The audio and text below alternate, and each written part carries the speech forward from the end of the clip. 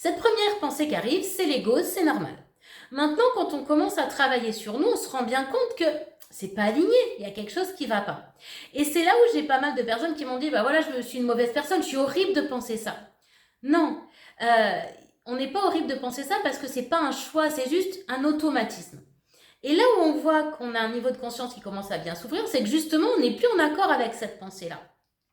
Et notre partie consciente a dit, bah non, moi je suis pas d'accord avec ça, l'autre il est passé à orange, je l'ai fait plein de fois, alors c'est pas pour autant que c'est bien, c'est pas ce que je suis en train de dire.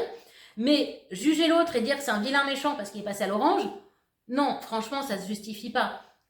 Mais il faut comprendre qu'en fait, on se dissocie de notre ego quand on commence à évoluer.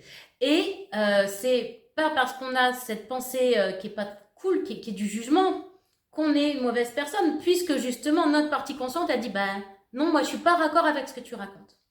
Moi je dis souvent quand on commence à vraiment évoluer en conscience, on devient un peu bipolaire, schizophrène ou avec de multiples personnalités, et c'est très bon signe.